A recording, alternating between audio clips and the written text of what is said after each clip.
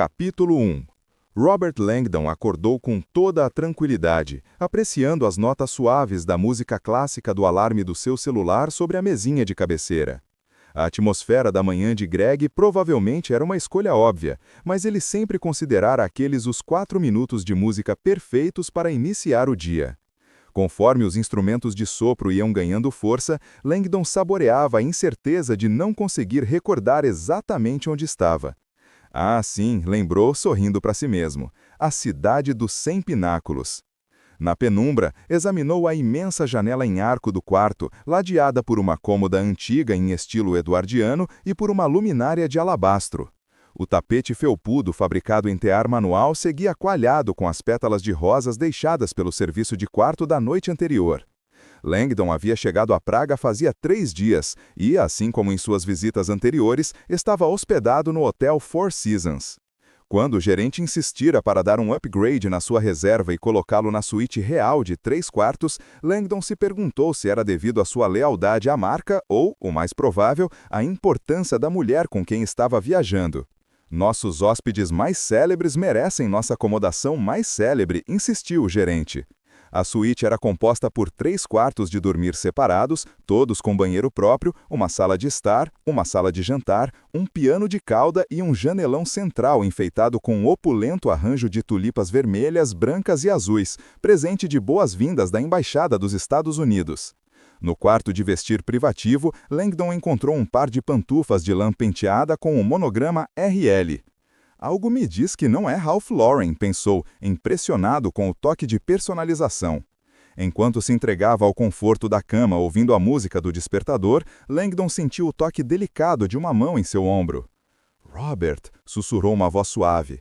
Langdon rolou para o outro lado e sentiu o coração acelerar. Ali estava ela, sorrindo para ele, os olhos acinzentados ainda meio adormecidos, o cabelo preto comprido bagunçado sobre os ombros. "Bom dia, lindeza", respondeu ele. Ela estendeu a mão para lhe acariciar o rosto, com a fragrância de Balade Savage ainda no pulso.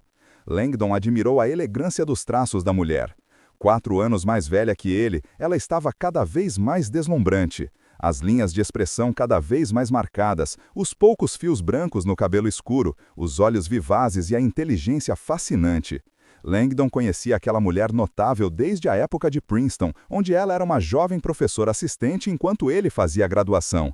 Sua paixonete secreta de estudante havia passado despercebida ou não fora correspondida, mas desde então os dois cultivaram uma amizade platônica com um toque de flerte.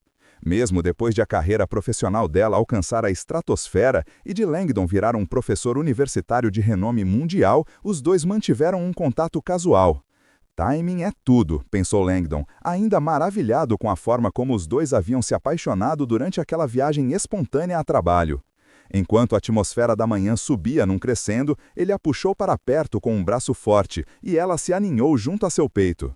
"Dormiu bem?", sussurrou ele. "Não teve mais nenhum pesadelo?" Ela fez que não com a cabeça e suspirou. "Que vergonha, foi horrível." Naquela noite, ela acordara apavorada ao ter um pesadelo especialmente vívido, e Langdon passara quase 1 hora reconfortando-a até que ela conseguisse voltar a dormir. Langdon garantiu-lhe que o pesadelo tão intenso tinha sido causado pela fatídica saideira de absinto da Boêmia, bebida que, para ele, deveria ser servida sempre acompanhada por um alerta, muito apreciada na Belle Époque por suas propriedades alucinógenas. "Absinto nunca mais", garantiu ela. Langdon esticou o braço e desligou a música.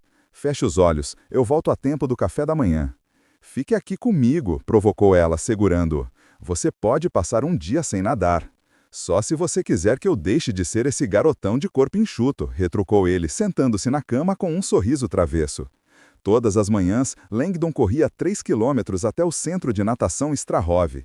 "Está escuro lá fora", insistiu ela. "Não dá para nadar aqui?" "Na piscina do hotel?" "Por que não? A água daqui é igual a de lá. A piscina daqui é minúscula, com 2 braçadas eu chego na borda." "Daria para fazer uma piada com essa sua frase, Robert, mas vou ser gentil." Langdon sorriu. "É engraçadinha. Volte a dormir, a gente se encontra no café." Ela fez beicinho, jogou um travesseiro nele e rolou para o outro lado. Langdon vestiu seu conjunto de moletom de Harvard e se encaminhou para a porta, decidindo usar a escadaria privativa em vez do elevador diminuto da suíte.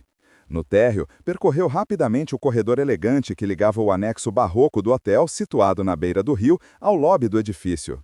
No caminho, passou por uma vitrine intitulada Acontecendo Agora em Praga, onde uma série de cartazes emoldurados anunciava os shows, passeios e palestras da semana. O cartaz central em papel cochê o fez sorrir. O ciclo de palestras da Universidade Carlos recebe no Castelo de Praga a cientista noética mundialmente aclamada, doutora Catherine Solomon. Bom dia, lindeza, pensou ele, admirando a foto do rosto da mulher que acabara de beijar lá em cima. A palestra de Catherine na noite anterior lotara, com direito a espectadores em pé, o que era um feito, considerando que o evento acontecera no lendário Salão Vladislav do Castelo de Praga, um recinto cavernoso com o teto abobadado que durante o Renascimento foi usado para sediar torneios de justa com cavaleiros e cavalos paramentados da cabeça aos pés. O ciclo de palestras era um dos mais respeitados da Europa, atraindo sempre palestrantes de renome e plateias entusiasmadas do mundo todo. A noite anterior não tinha sido exceção e o salão abarrotou em aplausos quando Catherine foi apresentada. Obrigada a todos, disse ela, entrando no palco com calma e confiança. Estava vestida com um suéter branco de cachemir e uma calça de grife que lhe caíam à perfeição. Eu gostaria de começar hoje respondendo à pergunta que ouço quase todos os dias. Ela sorriu e tirou o microfone do pedestal. Ciência noética, que diabo é isso? Uma onda de risos percorreu o salão. Resumindo, começou Catherine, ciência noética é o estudo da consciência humana. Ao contrário do que muitos acreditam, as pesquisas sobre a consciência não são uma ciência nova. Na verdade, elas constituem a ciência mais antiga do mundo. Desde a aurora dos tempos, nós buscamos resposta para os mistérios persistentes da mente humana, a natureza da consciência e da alma. E durante séculos, exploramos essas questões principalmente através da lente da religião. Catherine desceu do palco e avançou até a primeira fila de espectadores. E, por falar em religião, senhoras e senhores, não pude deixar de reparar que temos aqui na plateia hoje um estudioso de simbologia religiosa de renome mundial, o professor Robert Langdon. Langdon ouviu murmúrios de animação na plateia. O que ela está tentando? Professor, continuou ela, colocando-se diante dele e sorrindo, será que nós poderíamos nos valer por alguns instantes da sua experiência? Pode se levantar, por gentileza? Langdon educadamente se levantou e dirigiu a ela um discreto sorriso do tipo você me paga por isso. Me tire uma dúvida, qual é o símbolo religioso mais comum do mundo? A resposta era simples, e das duas uma, ou Catherine tinha lido o artigo de Langdon sobre o tema e sabia o que estava por vir, ou estava prestes a ter uma grande decepção. Langdon aceitou o microfone e virou-se para um mar de rostos atentos sobre a iluminação fraca dos lustres suspensos em correntes de ferro antiquíssimos. Boa noite a todos, falou, a voz de barítono saindo pelas caixas de som. E obrigado a doutora Solomon ter me posto na berlinda sem qualquer aviso prévio.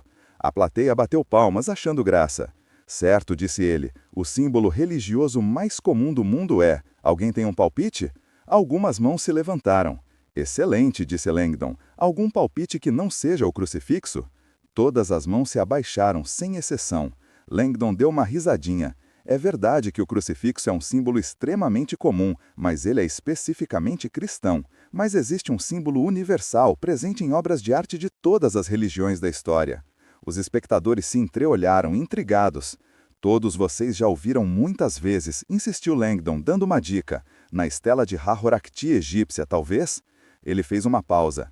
Quem sabe na estupa budista de Kaniska, ou no célebre Cristo Pantocrator? Silêncio, olhares vazios. Caramba, pensou Langdon, esta com certeza é uma plateia de ciência. Esse símbolo também aparece em centenas das mais famosas pinturas renascentistas, na segunda versão da Virgem dos Rochedos de Leonardo da Vinci, na Anunciação de Fra Angelico, na Lamentação de Giotto, na Tentação de Cristo de Tiziano e em inúmeras outras representações da Virgem Maria com o menino Jesus. Ainda nada. O símbolo ao qual estou me referindo, disse ele, é o halo. Catherine sorriu, parecendo saber que essa era a resposta. O halo, prosseguiu Langdon, é aquele disco de luz na cabeça de um ser iluminado. Na cristandade, ele existe acima de Jesus, de Maria e dos santos.